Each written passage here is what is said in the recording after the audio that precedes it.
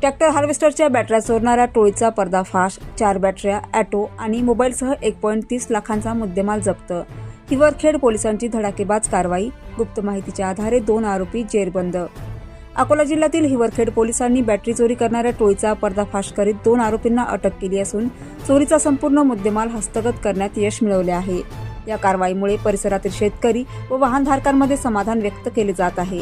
प्राप्त माहितीनुसार हिंगणी येथील शेतकरी प्रवीण एकनाथ कोरडे यांनी 17 जून 2026 रोजी आपला ट्रॅक्टर व हार्वेस्टर गावातील मोकळ्या जागेत उभा केला होता. दुसऱ्या दिवशी ट्रॅक्टरमधील 1 आणि हार्वेस्टरमधील 2 अशा एकूण 3 बॅटऱ्या चोरीला गेल्याचे उघड झाले. सुमारे 15,000 रुपयांचा मुद्देमाल चोरीला गेल्याप्रकरणी हिवरखेड पोलीस ठाण्यात गुन्हा दाखल करण्यात आला होता. तपासादरम्यान पोलिसांना गुप्त माहिती मिळाली की चोरीचा माल एका ॲटोमधून नेला जात आहे.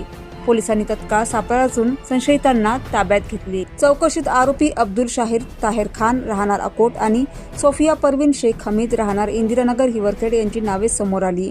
आरोपींकडून फ्लेक्स, अमरराजा, सन आणि पॉवर कंपनीच्या एकूण 4 बॅटऱ्या, चोरीच्या मालाच्या वाहतुकीसाठी वापरण्यात आलेला ॲटो MH49E5276 तसेच ओप्पो कंपनीचा मोबाईल असा एकूण 1,30,000 रुपयांचा मुद्देमाल जप्त करण्यात आला.